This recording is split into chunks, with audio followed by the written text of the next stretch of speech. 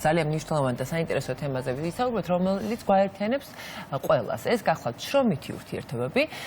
კონკრეტულად კი მოდით გავარკვიოთ, რას უნდა მივაქციოთ ყურადღება შრომითი ხელშეკრულების გაფორმებისას, ასევე გავიგოთ, როგორ განისაზღვრება სამუშაო დრო და რა არის ზეგანაკვეთური შრომა. ჩვენი სტუმარი დღეს გახლავთ ნატო ნათენაძე, შრომის ინსპექციის სამსახურის უფროსის პირველი მოადგილე. დილან მშვიდობის, ნატო, მოგესალმებით. და რა თქმა უნდა, დავიწყოთ სწორედაც რომ შრომითი ხელშეკრულების დეტალების მიმოხილვით, რას უნდა მოიცავდეს ეს კონკრეტული და რატომ არის ასეთ მნიშვნელოვანი წერილობით იყოს აუცილებლად ის გაფორმებული. მოგესალმებით, მივესალმებით თქვენს მაყურებელს. პირველ რიგში მადლობას გადაგიხდით მოწვევისთვის, ამ თემით დაინტერესებისთვის, ვინაიდან შრომითი ურთიერთობები და უფლებები აბსოლუტურად ყველას გვიკავშირდება. შრომით ურთიერთობებს 2021 წლიდან ზედამხედველობს და აღასრულებს შრომის ინსპექციის სამსახური, რომელსაც მე წარმოვადგენ და ჩვენს მანდატში პირველ რიგში შედის ინფორმაციის მიწოდება, კონსულტაციის გაწევა, განმარტება და შემდგომში უკვე დარღვევის შემთხვევაში სათანადო რეაგირება. ხო და ახლა გავუწიოთ კონსულტაციას მაყურებლებს. თქვენი პირველი კითხვა უშუალოდ შრომითი ხელშეკრულებით სწორად არის დასმული იმ კონტექსტში, რომ ეს გახლავს სწორედ ის სამართლებრივი გარანტია, იურიდიული დაცვა, არა მარტო დასაქმებულთან მიმართებით, არამედ დამსაქმებელთვისაც, სადაც იქნება ზედმიწევნით გაწერილი მხარეების უფლებები, ვალდებულებები, პასუხისმგებლობები, სოციალური გარანტიები, დავის არსებობის შემთხვევაში მათი გადაჭრის და გადაწყვეტის შესაძლებლობები.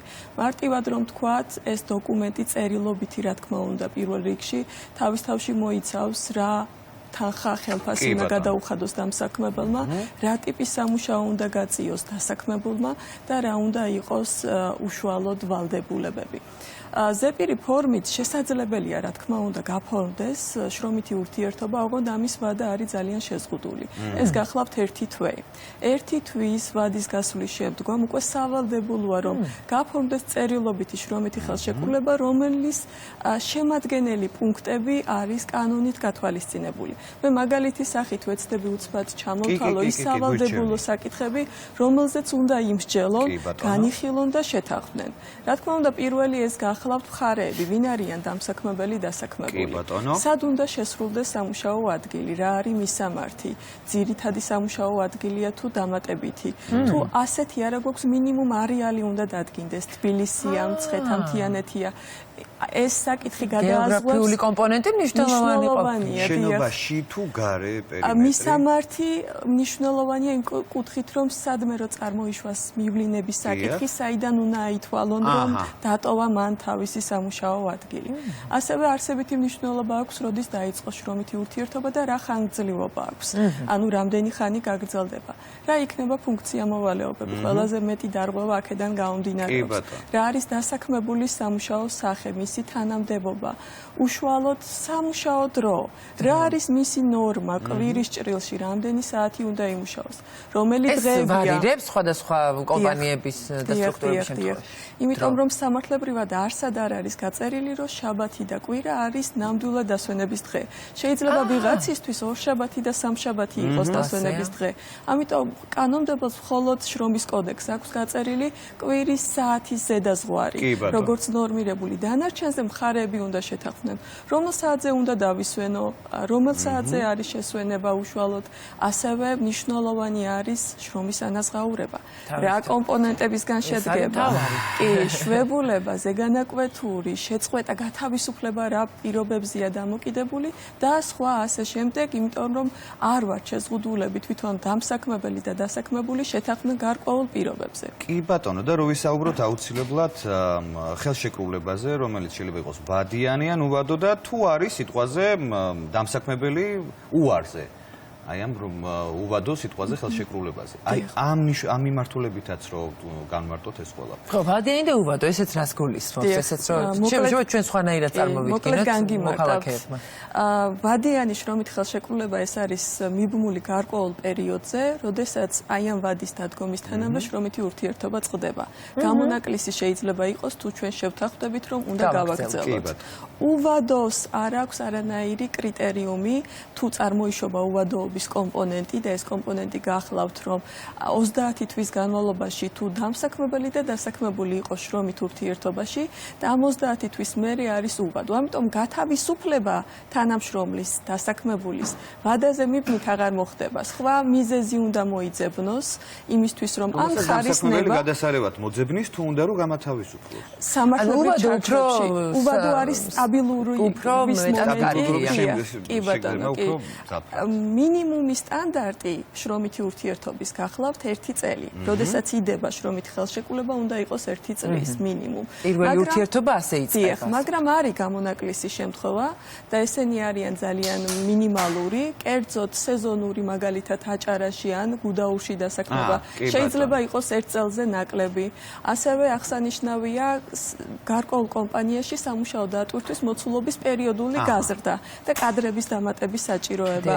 მაგალითისთვის დეკრეტულში წასული თანამშრომლის დროებით ჩანაცვლება. ეს შეიძლება იყოს 1 წელზე ნაკლები ვადი. დანარჩენ შემთხვევაში უკვე 1 წლიდან 30 თვემდე ითვლება, რომ ეს არის ვადიანი ურთიერთობა, განსაზღვრული ურთიერთობა, ხოლო 30 თვე, როდესაც შესრულდება და გადაცილდება კიდევაც აღნიშნული სტატუსი, უკვე ითვლება უვადო ხელშეკრულებად.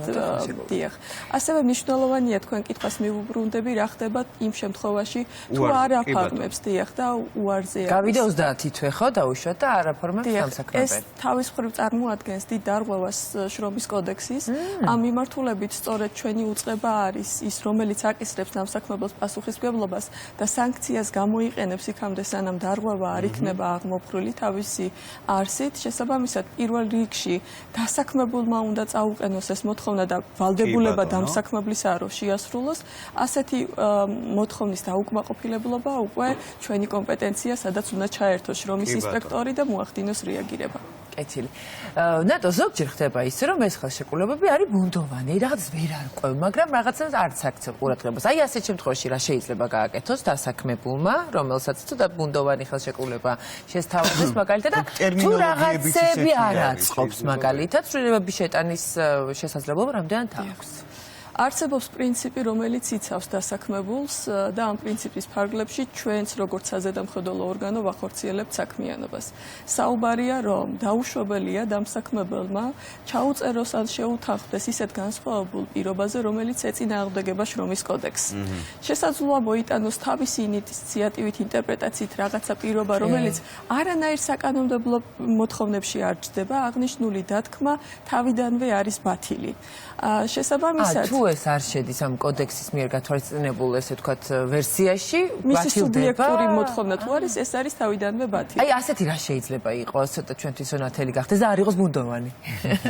დიახ, მაგალითისთვის შემიძლია მოგიყვანოთ აი, რა არის კოდექსით გათვალისწინებული და ვერსია რა შეიძლება იყოს დამსაქმებლის. სადამსჯელო პასუხისმგებლობები გარკვეულწილად აი მატერიალური სახით ხშირად არის ხოლმე გაწერილი კომპანიების მხრიდან. მომხმარებლისთვის რა გარკვეული, ასე ვთქვათ, ეტიკეტით ან ეთიკის ნორმებში კომუნიკაციის დაუმყარებლობა ითვალისწინებს 30 ლარს და ასე შემდეგ.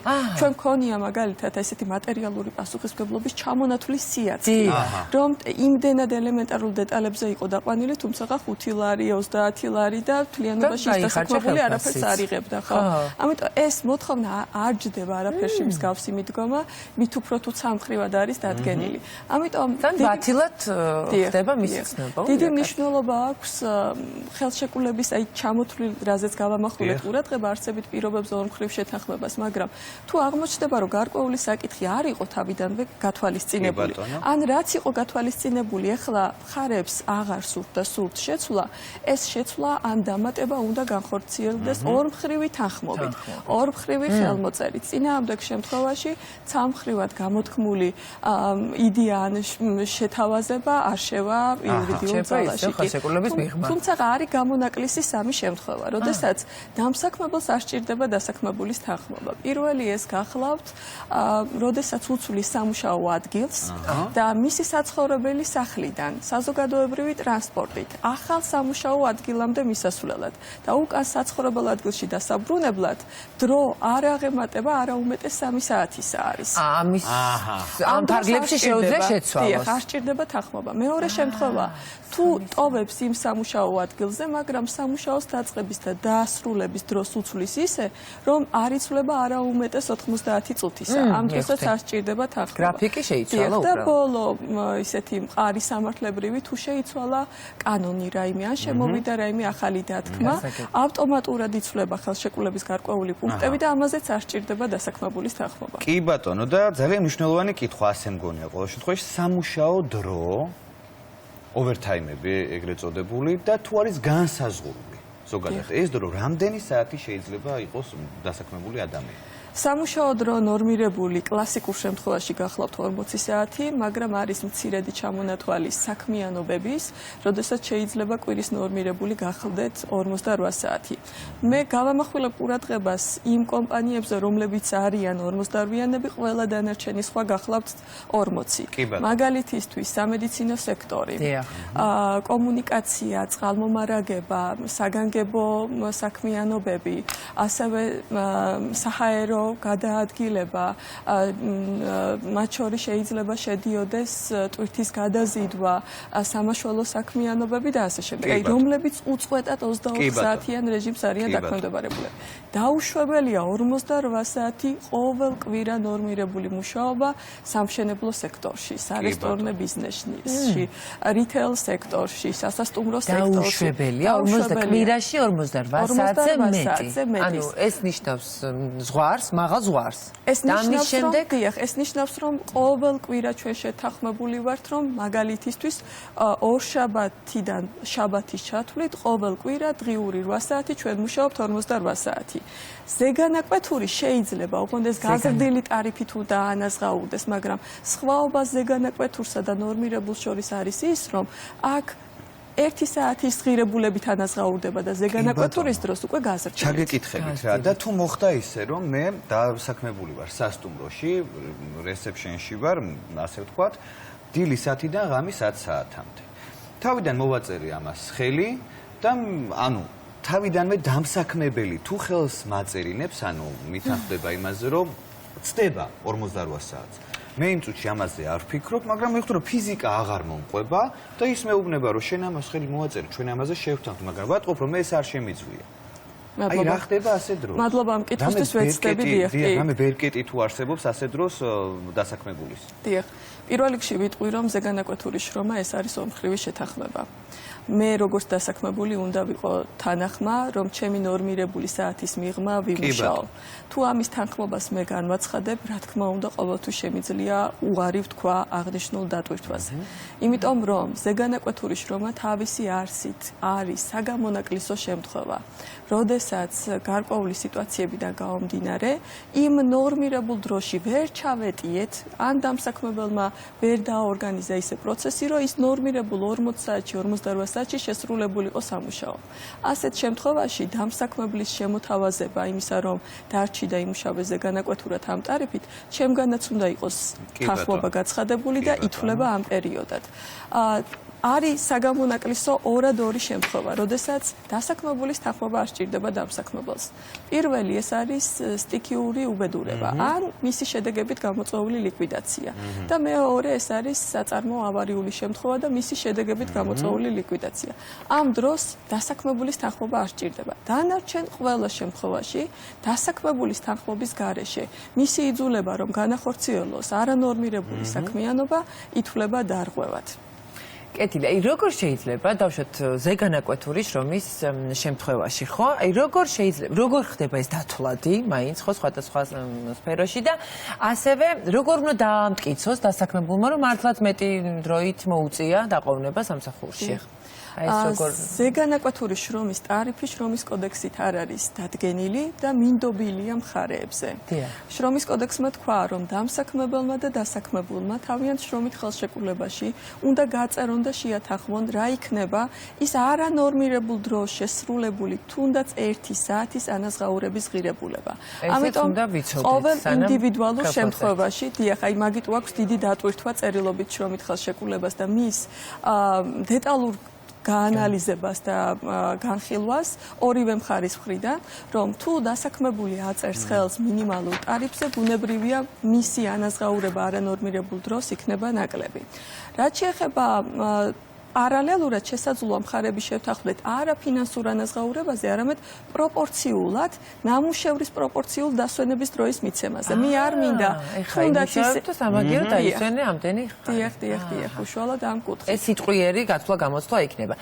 ნატო ყველაზე ხშირი დარღვევები, რაც შეგხვედრიათ, ხო, ამ შრომითი ხელშეკრულების პირობებში და რაც სტატისტიკურად ყველაზე მეტია, რა არის ხოლმე ჩვენც რო გავამახვილოთ ყურადღება? თითქმის ჩვენი კითხვები, რასაც იყო დასმული და რა საკითხიც განვიხილეთ, ეს არის ყველაზე ხშირი დარღვევები. შრომითი ხელშეკრულება, მისი არსებითი პირობების გაუწერლობა, სამუშაო დროის აღურიცხაობა და ეს ცალკე დოკუმენტია, რომელსაც დამსაქმებელი უნდა აღრიცხავდეს და მის გაცნობას სიზუსტეს მითითებული მონაცემების უნდა ადასტურებდეს დასაქმებული. შრომის ანაზღაურების გაუცემლობა, ზეგანაკვეთურის გაუცემლობა, მშობლებაში გაუსვლელობა და ასე შემდეგ. 2024 წელს ჩვენ 2200-მდე ინსპექტირება განვახორციელეთ 26000 დასაქმებულის უფლებების შემოწმებისა და აღდგენის მიზნით. დაახლოებით ასევე ცალკე 700-მდე საკონსულტაციო წერილი გვაქვს ჩვენ გაცემული ამ თემებზე და 72 დისკრიმინაციის ფაქტი გვაქვს და ძალიან მოკლედ რომ იპასუხოთ, აი რამდენად სწრაფად ხდება შემდეგ დაკმაყოფილება იმ დარღვევის შემთხვევაში, დავუშვათ სამართლებრივად დაზარალებულის, მოდი ესე ვთქვათ, იმიტომ რომ ყველა მაინც ერიდება, კი აქვს ყველას ეს ხელშეკრულება, მაგრამ აი ამ პროცესს რადგან შეიძლება ხანგრძლივი იყოს, შეიძლებაერიდებოდა. შრომის ინსპექციის სამსახური ინსპექტირებას ახორციელებს საჩივრის საფუძველზე, რომლის განხილვისვა და არაუმეტეს 2 თვეა, მაგრამ ჩვენ უფრო მოკლე ვადებში განიხილავთ. შეიძლება ანონიმურად დარჩეს? რა თქმა უნდა, კონფიდენციალურობის დაცვის პრინციპი იცავს საჩივრის ავტორს. თუ ის ამბობს, რომ სურს ანონიმური ვიყო და ჩვენ ისე ვაკეთებთ ინსპექტირებას, სახდელს, რომელსაც დავაკისრებთ დამსაქმებელს, მანამდე იქნება გამოყენებული, სანამ დარღვევა არ იქნება აღმოხრილი. 15:75 არის ცხელი ხაზი, თუ ჩათვლით, რომ თქვენი უფლებები ირღვევა თქვენ შეგიძლიათ დარეკოთ ცხელ ხაზზე და გაგიწევენ, რა თქმა უნდა, კომპეტენტურ მომსახურებას და გახსოვდეთ ყველა დასაქმებულსაც და დამსაქმებელსაც, რომ არსებობენ ადამიანები, ვინც დაგვიცავენ ასე დროს.